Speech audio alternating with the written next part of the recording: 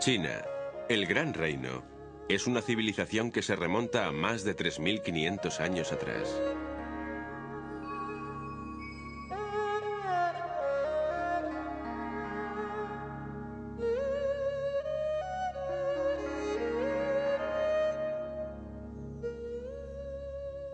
Tradicionalmente considerada como la Tierra del Misterio, ha sido en este siglo cuando se han comenzado a desvelar los secretos de la antigua China.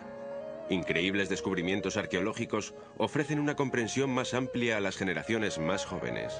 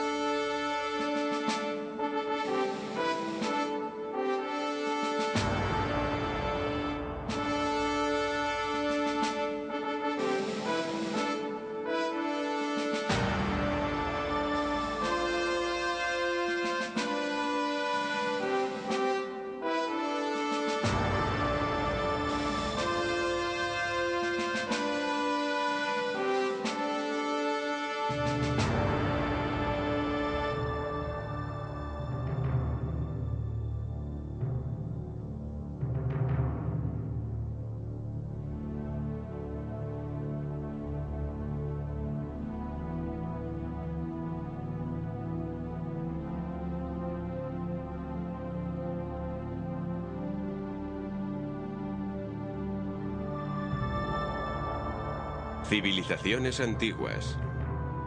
China.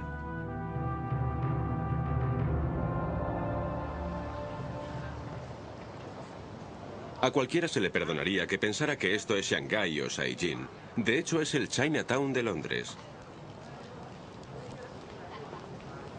Muchas ciudades occidentales poseen su propio barrio chino, donde pueden acceder fácilmente a la cultura china. Por estas calles se pueden experimentar los perfumes propios de su tierra, degustar los platos típicos de Occidente, acceder a los supermercados copia de los de sus propias ciudades chinas y aceptar la influencia de su arquitectura que nos rodea. No obstante, la interpretación occidental de la antigua China se queda tan solo en un lejano, glorioso y brillante llanto. Las leyendas chinas cuentan que en los inicios del mundo existía un gran caos, y que el cielo y la tierra se comparaban con la yema y la clara de un huevo. Entonces nació Panku, el primer hombre. Dio forma a la tierra y al cielo, la primera desde la oscuridad con elementos impuros y el segundo desde la luz con elementos puros. Cada día el cielo crecía un poco más. La tierra era cada vez más grande, y Panku también era cada vez más alto. Viviría durante 18.000 años, siendo al final gigantesco. Al igual que el cielo y la tierra, se convirtió en algo inmenso y muy sólido. Las lágrimas de Panku formaron el río amarillo y el río Yangtze. Su aliento creó el viento, sus palabras el estruendo de los truenos, y su mirada parecía la propia luz. Cuando finalmente murió, sus ojos se convirtieron en el sol y la luna, su cuerpo formó las 5 montañas sagradas de China, sus cabellos los árboles y las plantas, y su piel la raza humana. En los campos de China no han existido grandes cambios desde hace miles de años. Los pescadores han seguido pescando en el río Yangtze de la misma forma durante siglos, mientras los hombres y mujeres siguen trabajando en las tierras. En cambio, hay una notable escasez de arquitectura antigua en estos paisajes rurales, ya que la mayoría de los edificios se realizaron con madera que se degrada con el tiempo. Sin embargo, a través de los hallazgos arqueológicos, podemos situar los principios de la civilización china, desde comienzos del Paleolítico hasta los tiempos de la dinastía Shang, entre el 1600 y 1027 a.C. Estas gentes eran los sucesores de los pobladores de la China de la Edad de Bronce, siendo la dinastía Shang la primera de todas en la historia de China. Sus 28 reyes fueron jefes políticos y religiosos. A este periodo pertenecen las lecturas de los oráculos y la aparición de la primera escritura china. Se trataba de un sistema feudal donde aquellos que formaban parte del círculo del Estado pertenecían a la Casa Real.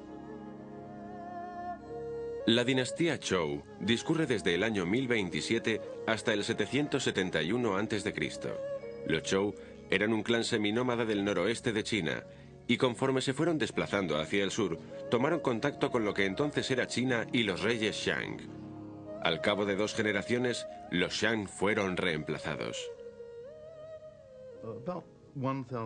Alrededor del año 1000 a.C., China, lo que entonces era realmente China, que comprendía un área relativamente pequeña al norte, fue conquistada por los que llegaron a ser los Zhou, la dinastía Zhou, sus reyes, y así se asentaron continuando con un sistema de gobierno feudal que no tardó en desmoronarse, hasta que los señores feudales tomaron el control total y establecieron más o menos un principado de estados separados. Todavía mostraban supuesta lealtad a su rey Zhou, pero de hecho ya eran prácticamente independientes.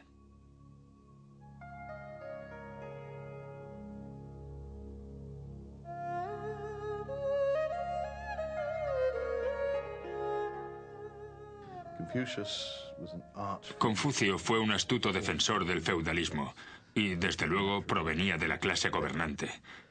Naturalmente, quiso que perdurara junto a sus enseñanzas. Las doctrinas de Confucio no eran las únicas. Existían otras escuelas de filosofía que abogaban por otras formas de gobierno para China, algunas de las cuales no eran feudales. Alrededor del año 256 a.C. surgió un hombre del cual sabemos que fue el primer emperador de China. Era el gobernante de un estado pequeño, el estado de Qin, y estaba inmensamente influenciado por un tipo de filosofía diferente, la filosofía legalista, que proclama que el Estado debe serlo por mérito propio, ya que el pueblo está podrido y por lo tanto es necesario gobernarlo con una serie de medidas duras. Él las llamaba recompensas y castigos, aunque las primeras brillaban por su ausencia y las segundas eran bastante estrictas. Aún así, obtuvo grandes éxitos en la organización de la sociedad, una sociedad aterrorizada pero que funcionaba, de tal forma que un día decidió organizar sus ejércitos de la misma manera. Su ejército llegó a ser el más eficiente. Hasta que en el año 221 a.C.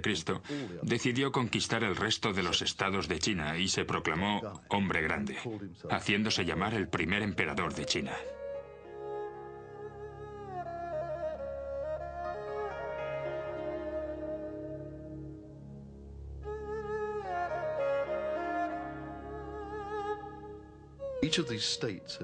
Cada uno de estos estados había ya comenzado a desarrollar su propia escritura china. Él no deseaba esto, ya que las diferentes escrituras no facilitaban la comunicación, así que ordenó crear una escritura estandarizada para todo el imperio. Esa escritura es la que hoy todavía sigue vigente.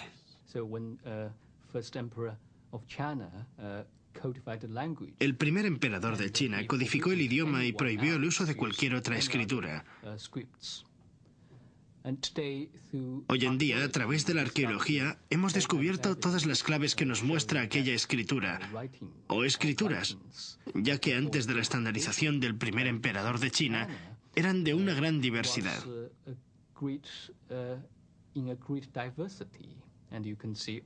Y podemos observar todo tipo de escritura de aves, una escritura realizada con dibujos de pájaros o pequeñas serpientes, y la evolución de algunos caracteres añadidos a la escritura que probablemente sean distintos dialectos. Pues bien, todas estas cosas desaparecen tras la codificación, y es cuando se comienza a ver la escritura china encauzada hacia una línea central.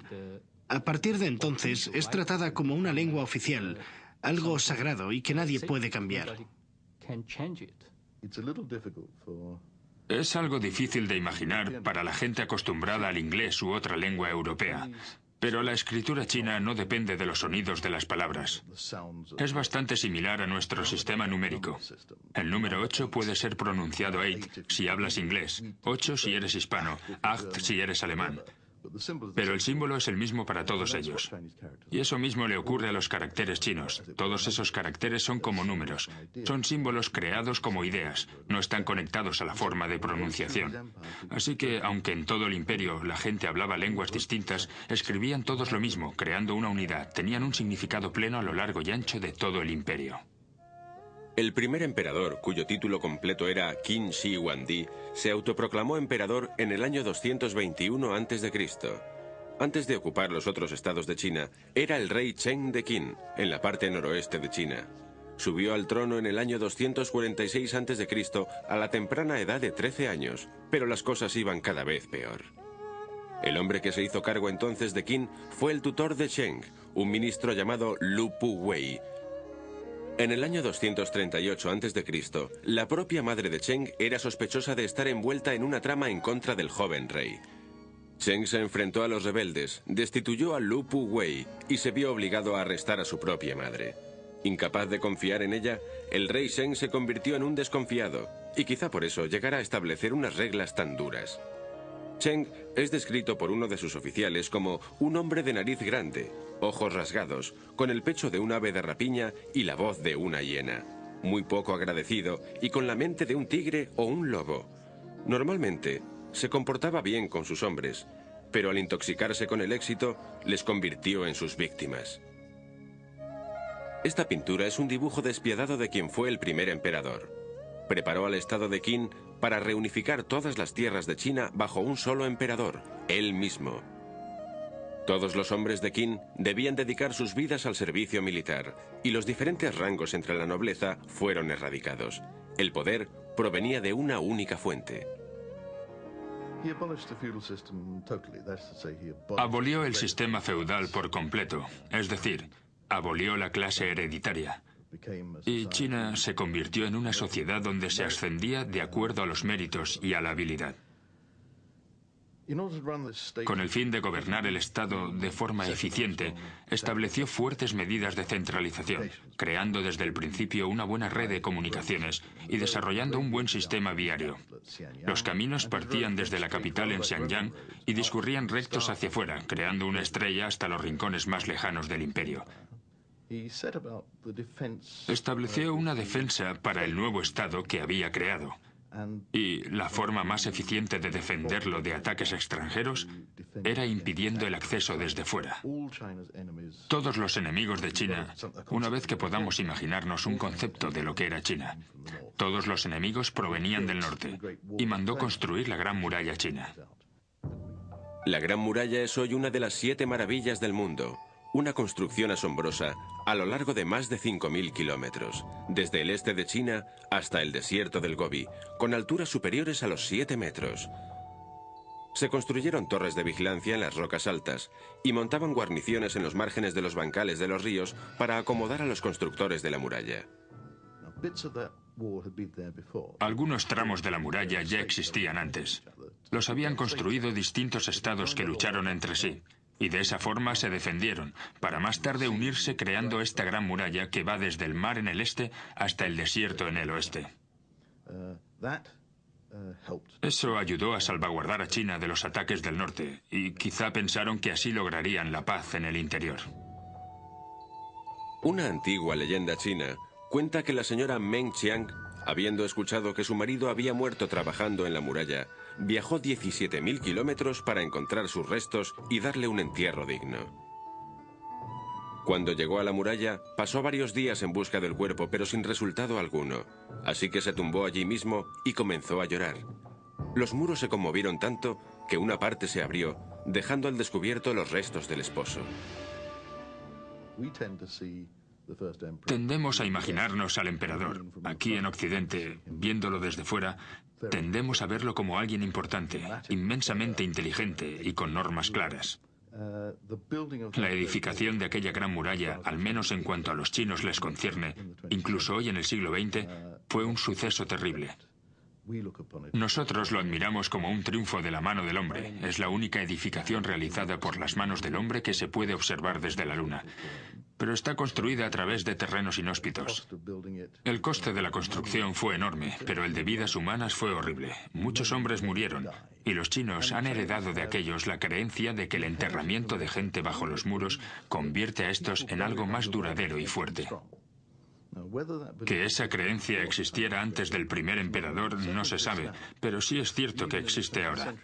Incluso en el siglo XX todavía surgen rumores de que se entierra a gente clandestinamente bajo las construcciones con el fin de fortalecerlas. En 1921, cuando comprobaron el censo, se descubrió que no existían registros de muchos niños varones con edades inferiores a 3 años. Mientras tanto, un rumor corrió por Hong Kong acerca de la construcción de un puente que cruzaría el puerto y que se apoyaba sobre 99 pilares y que bajo cada pilar habría un cuerpo de esos niños. Así que nadie declaraba los varones nacidos y el censo se anuló por tal causa. Es un tipo de creencia que emergerá siempre en la sociedad china. Y suele salir a la luz de vez en cuando. Parece que empieza en la construcción de la muralla, donde tanta gente murió, siendo para los chinos un símbolo de crueldad y opresión con unas normas tiránicas. El emperador lo normalizó todo, pesos y también medidas. Anteriormente cada estado había tenido las suyas propias. Dijo que ya era suficiente, que habría una medida para todos y para todo. Y este es un ejemplo muy a menudo relatado, incluyendo la longitud de los ejes de los carros.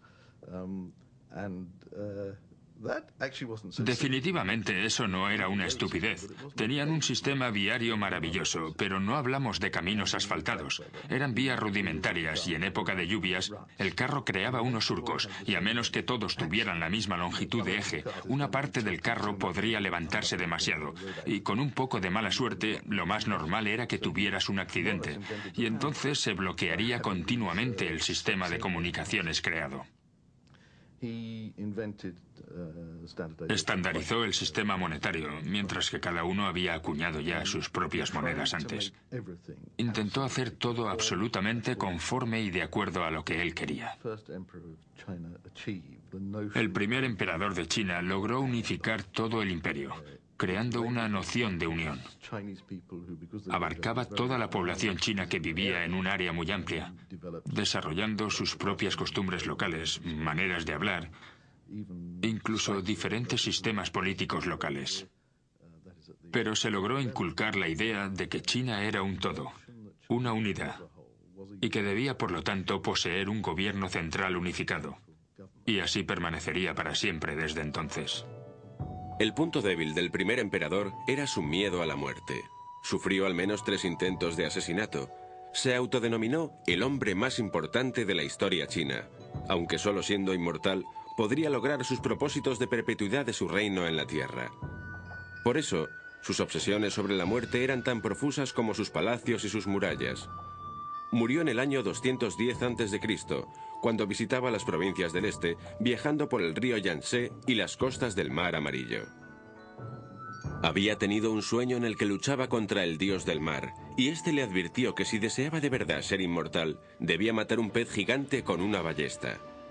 En Chifu logró matar algo parecido a una ballena, pero la amarga ironía fue que él murió un mes más tarde.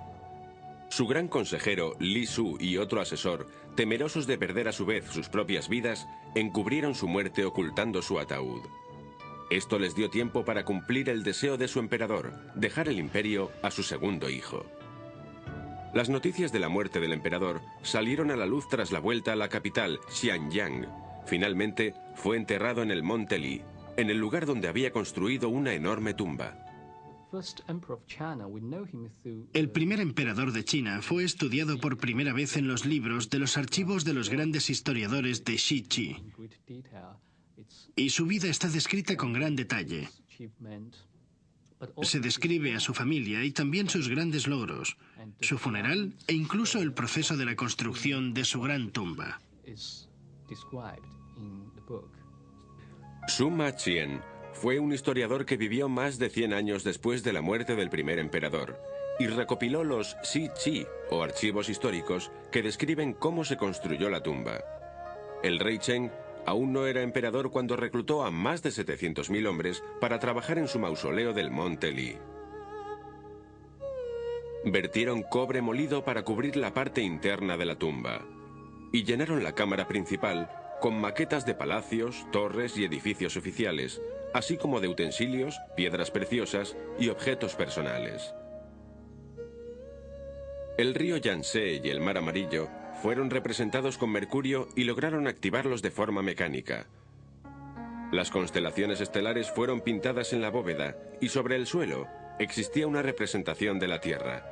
Se instalaron lámparas con aceite de ballena para que tardara mucho tiempo en consumirse.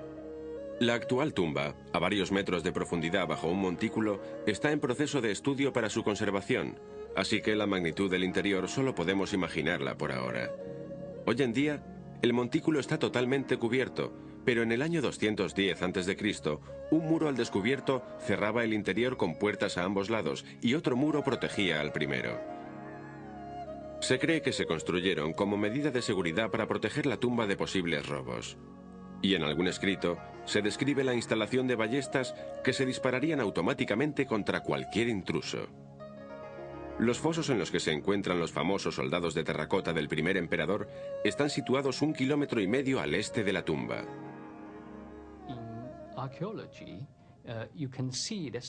Se sabe que la tumba todavía permanece en el montículo y lo más sorprendente es que probablemente también estén los tan famosos guerreros de terracota, o también conocidos como la Armada del primer emperador de China. Se descubrió durante la Revolución Cultural.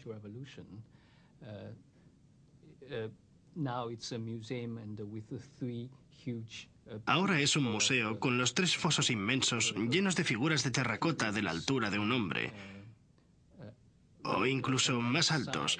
Algunas de ellas sobrepasan los 2 metros. Y por eso algunos dicen que son la representación de los primeros habitantes del norte, que eran mucho más fuertes que los chinos actuales. El número de ellos no se sabe con exactitud, pero se estima que existen unos 7.000 soldados de terracota enterrados cerca de la tumba del emperador. No solo soldados, sino también caballos, carruajes y las armas de bronce que portaban entonces esos guerreros. Aunque la mayoría de estas armas fueron robadas durante las rebeliones de los campesinos, cuando se introdujeron en la tumba buscando principalmente armas de bronce. Así que la tumba sí que fue asaltada, y no mucho tiempo después fue reconstruida. Desde entonces ha permanecido intacta. Si se accede al lugar actualmente, se pueden observar esos soldados y caballos de arcilla. ¿Por qué el emperador enterraría esos guerreros y caballos como réplicas dentro de su tumba o cerca de ella? Sigue siendo un misterio, algo bastante fascinante. Para evaluar este fenómeno, quizá tengamos que remontarnos a un período anterior, como la época de la dinastía Shang. Ya hemos tratado antes las inscripciones de hueso del oráculo Shang.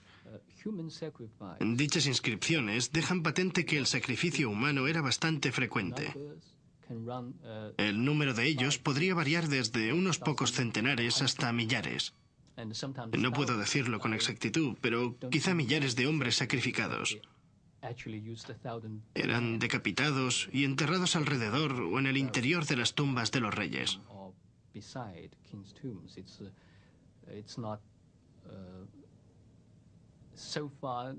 Si bien no existe ninguna evidencia de que fueran asesinados miles de hombres, sí que es cierto que varios centenares de hombres sin cabeza fueron enterrados en lugares que más tarde han sido descubiertos. Este sacrificio humano era propio de la dinastía de los Shang. Y cuando se instauraron las reglas Zhou, se redujeron hasta después de la época de Confucio, que, tal y como sabemos, estaba totalmente en contra de las barbaries que se cometían con tales costumbres.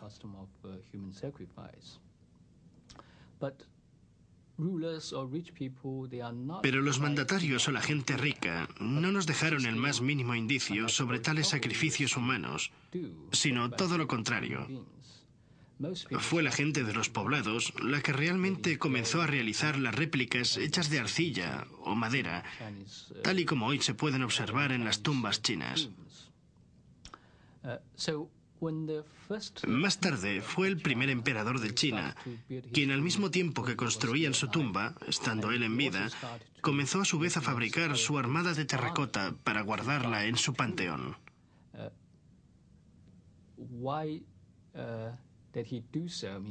¿Por qué hizo eso? ¿Quiénes eran sus enemigos? Es algo que todavía sigue siendo debatido entre los expertos, pero en general se cree que en el este de China no poseía un control total sobre los rebeldes que estaban en su contra.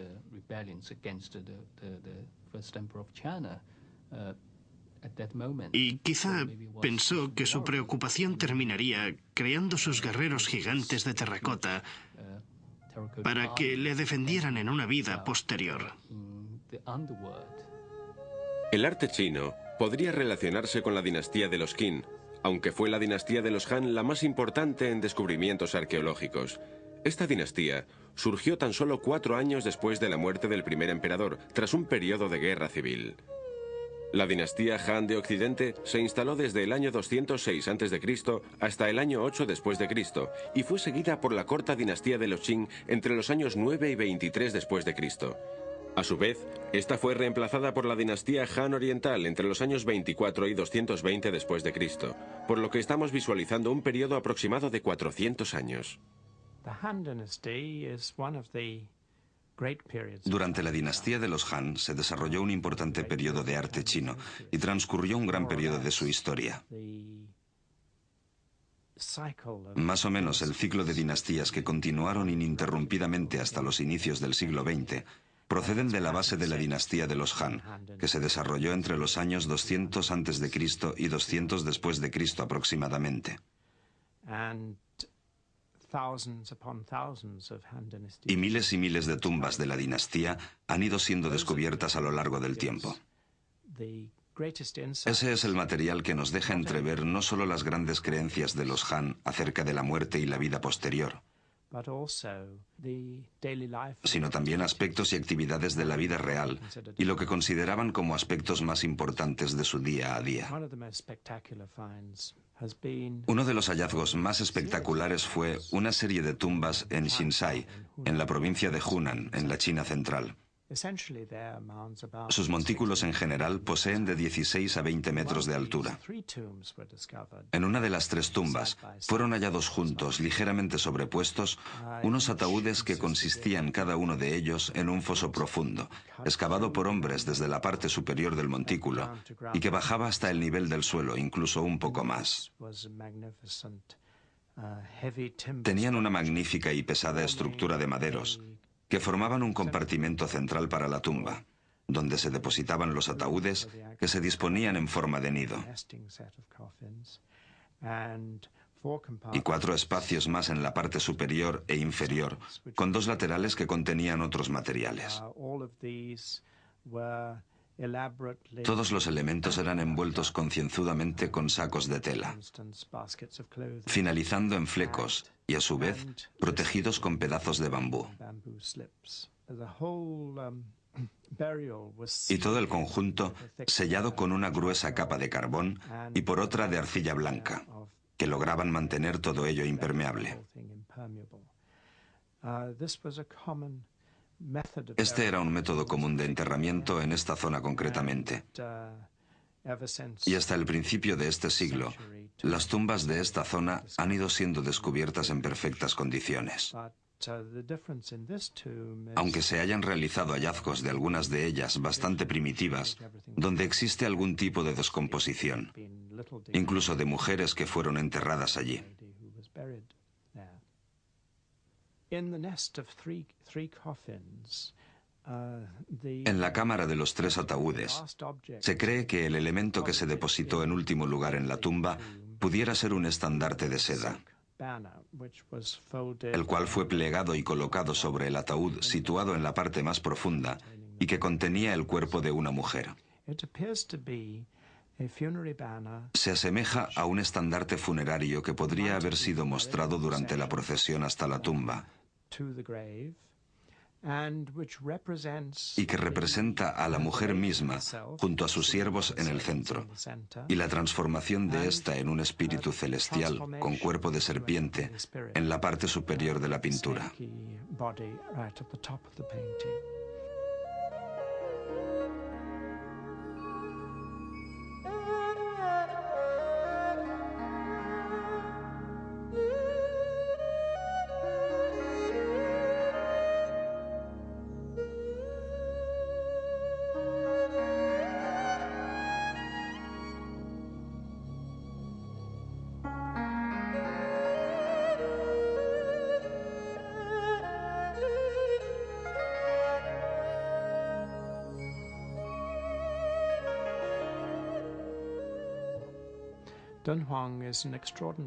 Dunhuang es un lugar extraordinario que une a la dinastía Huang con nuestros días,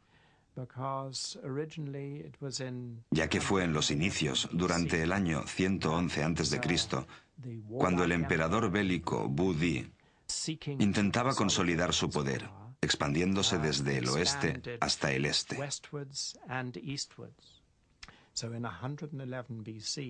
Fue ese año cuando Dunhuang, que significa grande y gloriosa más o menos, se estableció como comandancia de guarnición. Pero realmente comenzó a ser famosa mucho más tarde, durante el siglo IV después de Cristo, cuando un monje budista de nombre Yeu Tsun comenzó a excavar una cueva, probablemente para meditar en soledad, discurriendo por un impresionante acantilado de 1,5 kilómetros y que alcanzaba los 25 kilómetros desde Dunhuang hacia el sudeste.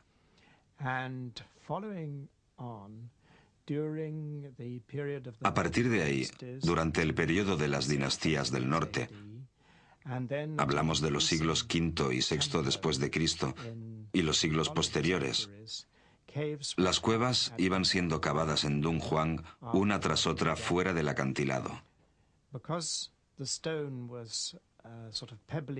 ya que la piedra era una especie de grava bastante fácil de excavar. Dichas cuevas estaban conectadas por el interior y unidas por medio de una especie de enlucido de yeso mezclado con materiales orgánicos, cáñamo salvaje y paja, que se puede ver muy mezclado con el yeso. Ese enlucido ha soportado el paso de 1500 años sin mostrar ninguna señal de rotura o de deterioro. Y adentrarse en estas cuevas resulta una experiencia muy extraordinaria, ya que cada una de las superficies e incluso el suelo a menudo están decorados con relatos de leyendas. Y sobre las paredes, figuras que fueron construidas sobre un armazón de madera. Y lo que en un principio parecían ser lugares de meditación en soledad, en contacto con la naturaleza, según una parte vital de la práctica del budismo, pronto se convirtieron en lugares sagrados de Buda. Existen escenas del paraíso, escenas cotidianas de los comerciantes de la ruta de la seda siendo abordados por bandidos o registrados por los guardianes de las fronteras. Así pues, Dunhuang fue ese lugar importante, apoyado por el imperio expansionista de Huang.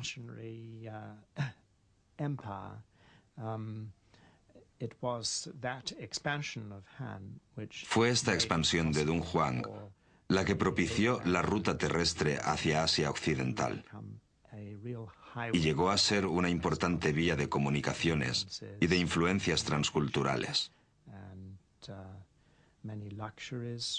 Muchos artículos de lujo llegaron a China a través de esta ruta. El arte budista de las cuevas de Dunhuang refleja la popularidad que alcanzó esta religión en China entre los siglos VI y VII.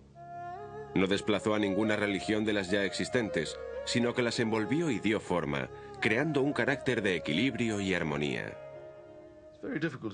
Es muy difícil hablar de una religión china. De hecho, no existe una religión china. Lo que China ha practicado es un completo montón de elementos religiosos a través de los cuales se ha creado un conglomerado de creencias religiosas. La mayoría de los pobladores de China han practicado una mezcla en general de religiones al mismo tiempo.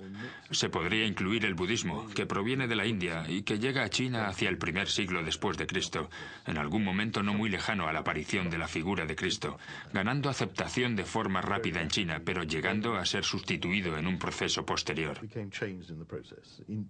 El budismo chino, no obstante, no tiene mucho que ver con el indio originario, sino que tiene su propio estilo. El budismo fue muy bien aceptado por la gente, ya que por entonces no existía ninguna religión que hablara de salvación personal. Anteriormente eras miembro de una familia, y a partir de entonces el destino decidía por ti, pero la forma en que trabajaras tu vida iba a influir en la vida posterior. El budismo podría compararse con un dulce en aquel momento, ya que de repente la población pudo entrever que existían unos valores por los que sufrir y que en cierto modo iban a experimentar e iban a ayudarles de alguna forma.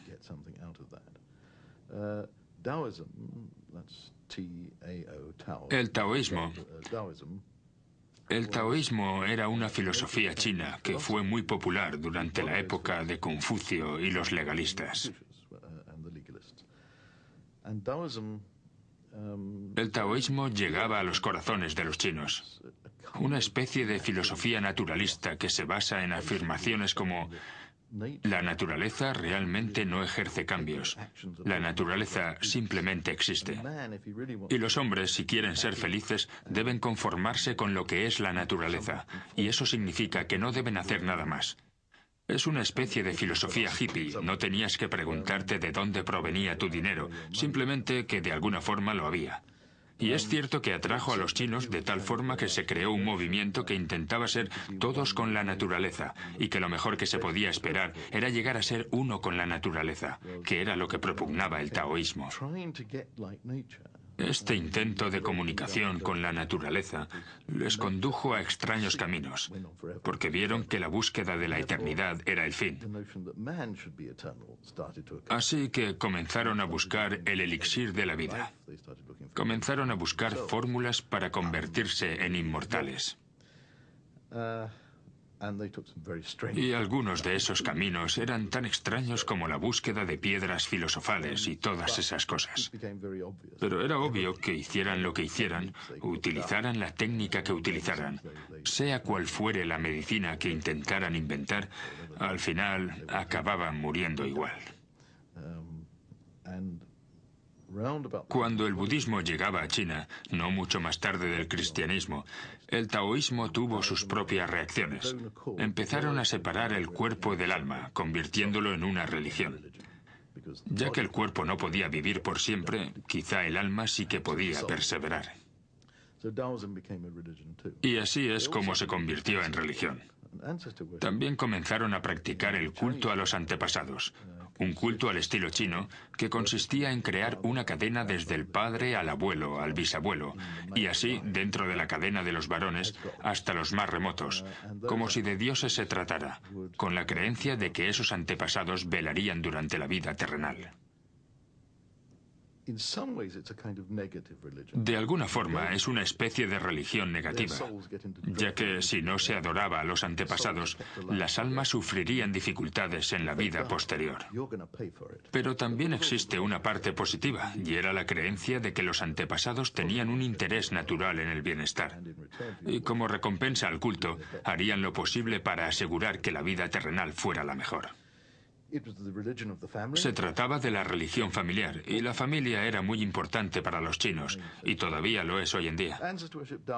El culto a los antepasados, taoísmo, budismo, todo tipo de creencias antiguas, la creencia de que las montañas, los árboles, los ríos, estaban asociados a dioses que debían ser adorados, y por otra parte la creencia en espíritus malignos y fantasmas por doquier, significaba que la cultura china estaba rodeada de todo tipo de religiones y fenómenos semirreligiosos, tendiendo los chinos a creer en todos ellos.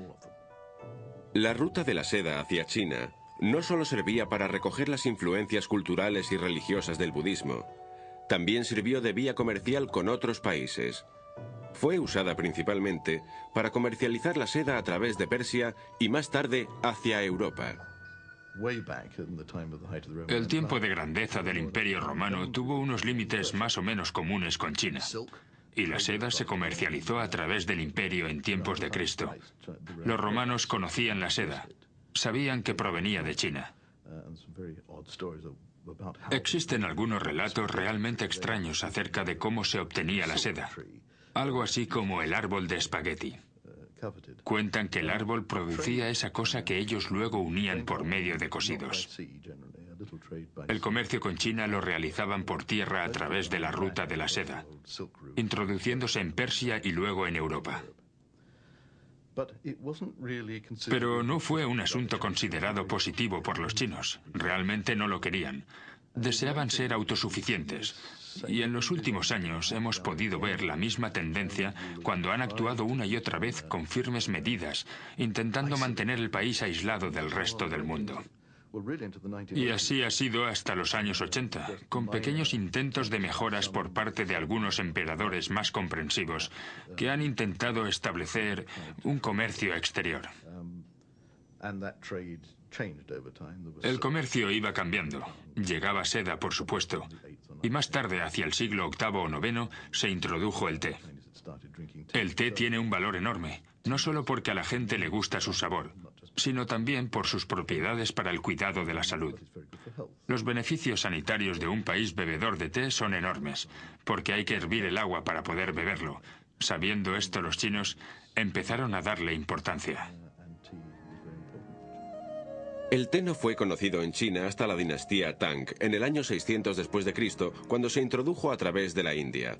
Aunque su uso generalizado se produjo en el último periodo de la dinastía Song, a partir del año 960 después de Cristo. Los monjes budistas descubrieron que el té contenía algo que ayudaba a mantenerles despiertos durante sus largos periodos de meditación, lo que en realidad era la cafeína.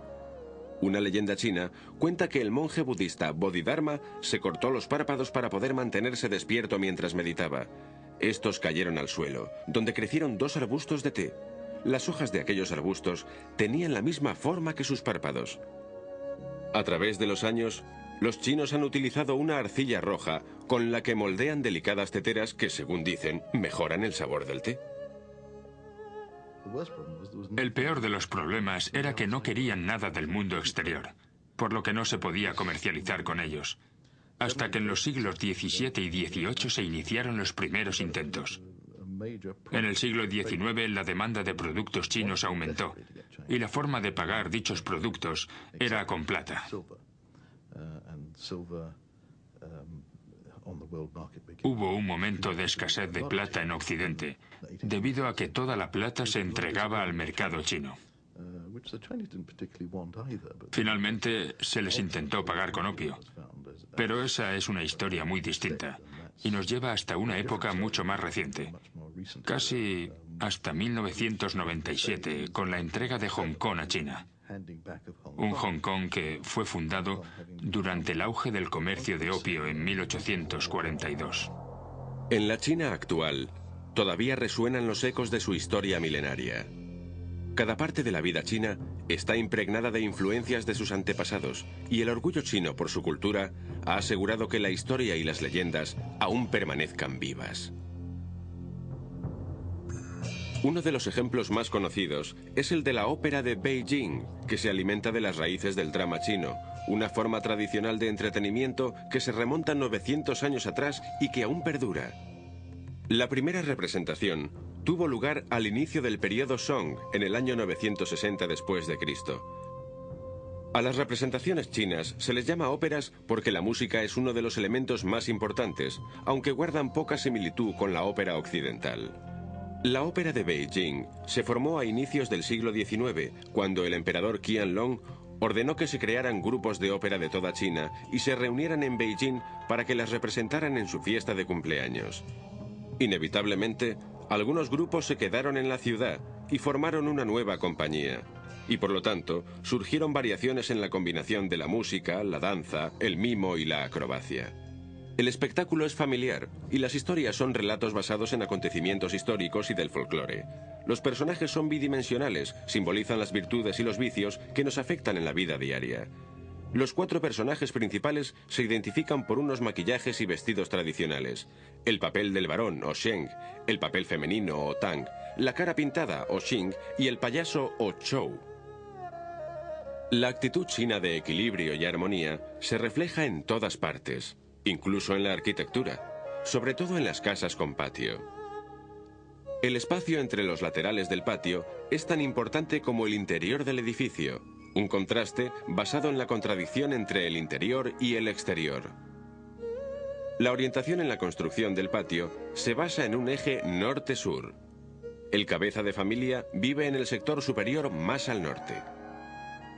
Esta organización de las viviendas se remonta a los primeros días de la historia de China, siempre en zona rural. Pero quizá el ejemplo más claro es el Palacio Imperial situado en la Plaza de Tiananmen, en Beijing, o la Plaza de la Paz Celestial. El centro de la ciudad está rodeado y separado del resto por muros, y en el interior existe un amplio patio abierto que se divisa desde el Salón de la Suprema Armonía que contiene el trono del dragón del emperador. El patio más interior está custodiado por un par de leones dorados en la Puerta de la Pureza Celestial, y dentro de esta zona interior es donde conviven los poderes imperiales. Beijing está rodeada de ejemplos de arquitectura tradicional. La estética general es que todos los edificios deben estar en armonía con la naturaleza. La visión china del cosmos nos dice que el cielo es redondo y la tierra cuadrada. Por lo tanto, la morada de los hombres es cuadrada, mientras que los edificios sagrados donde los emperadores se comunican con los cielos, tales como el salón de plegarias por las cosechas de Dios, son redondas. Este maravilloso ejemplo de edificio de madera chino se construyó sin el uso de un solo clavo. Incluso los jardines chinos son un ejemplo de cuidada elaboración, siguiendo el principio ancestral del taoísmo, que se basa en un delicado equilibrio entre el hombre y la naturaleza. El duro elemento de roca, el yang, se equilibra con el suave yin del agua, y la energía que ellos llaman chi fluye libremente. Este flujo de energía es también esencial para mantener el cuerpo sano. Fragmentos de antiguos dibujos muestran que los chinos realizaban ejercicios gimnásticos llamados tai chi durante los últimos 1000 años para mantener ese equilibrio. La cocina también sigue las teorías del equilibrio, con sabores e ingredientes cuidadosamente combinados para no romper la armonía del cuerpo. La práctica china en la utilización de hierbas medicinales también se basa en los principios del taoísmo. La mayoría de pueblos y ciudades están plagados de tiendas donde todavía se venden exclusivamente medicinas tradicionales caseras. Así que las tradiciones chinas y sus legados históricos están todavía íntimamente ligados en la vida actual. Los descubrimientos arqueológicos del presente siglo, como los guerreros de terracota del primer emperador y las estructuras todavía en pie como la muralla china, han contribuido de forma rápida a entender a este país. China, el gran reino. Nos han proporcionado secretos en torno a la antigua China y su variada historia, pero todavía quedan muchos secretos por descubrir en la Tierra del Dragón.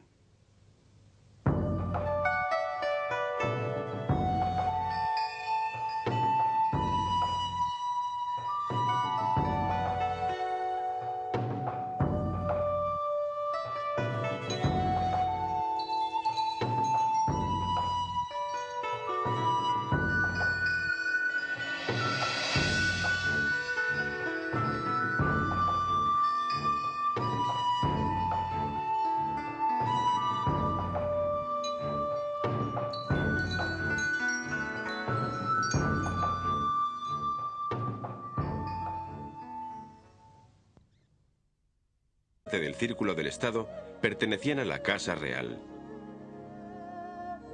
La dinastía Zhou discurre desde el año 1027 hasta el 771 a.C. Los Zhou eran un clan seminómada del noroeste de China y conforme se fueron desplazando hacia el sur, tomaron contacto con lo que entonces era China y los reyes Shang. Al cabo de 2 generaciones, los Shang fueron reemplazados.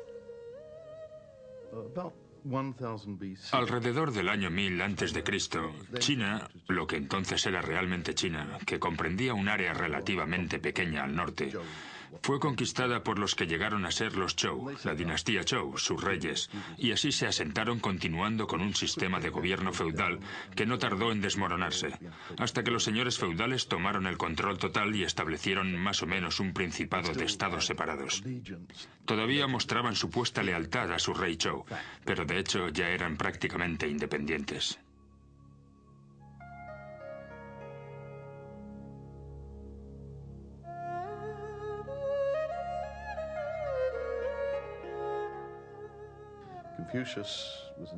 Confucio fue un astuto defensor del feudalismo y, desde luego, provenía de la clase gobernante.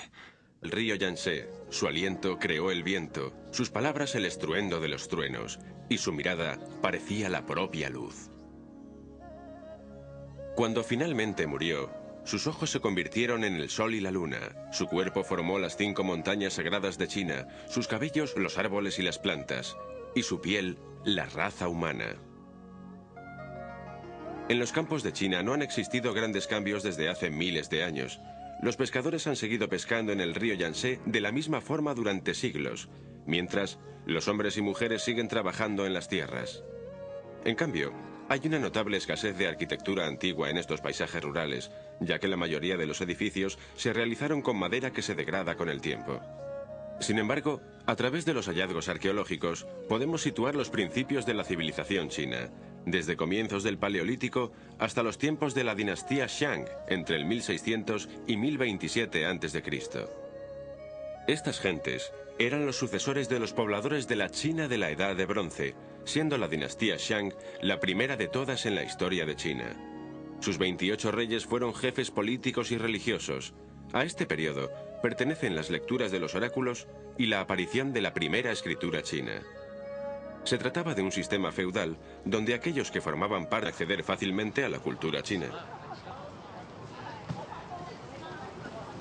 Por estas calles se pueden experimentar los perfumes propios de su tierra, degustar los platos típicos de Occidente, acceder a los supermercados copia de los de sus propias ciudades chinas y aceptar la influencia de su arquitectura que nos rodea.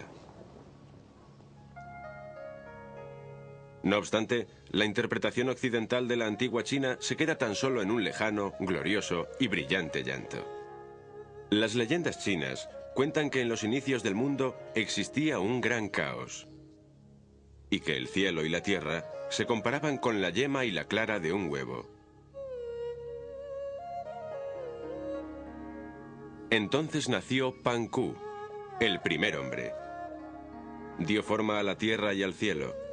La primera desde la oscuridad, con elementos impuros, y el segundo desde la luz, con elementos puros. Cada día el cielo crecía un poco más. La tierra era cada vez más grande, y Panku también era cada vez más alto. Viviría durante 18.000 años, siendo al final gigantesco. Al igual que el cielo y la tierra, se convirtió en algo inmenso y muy sólido. Las lágrimas de Panku formaron el río amarillo y el...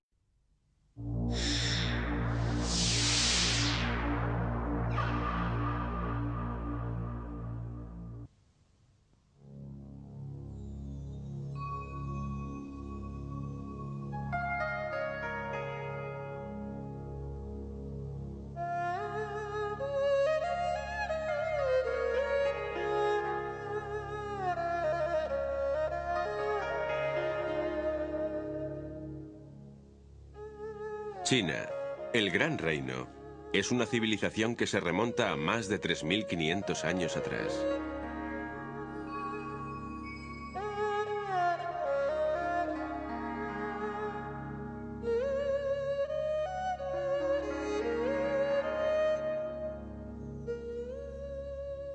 Tradicionalmente considerada como la Tierra del Misterio, ha sido en este siglo cuando se han comenzado a desvelar los secretos de la antigua China. Increíbles descubrimientos arqueológicos ofrecen una comprensión más amplia a las generaciones más jóvenes.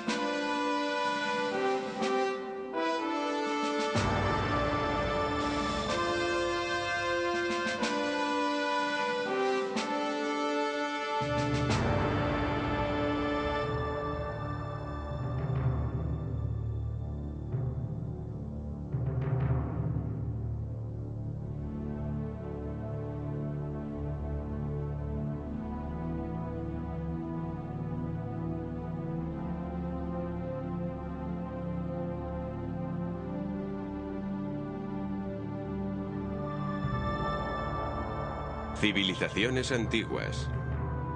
China.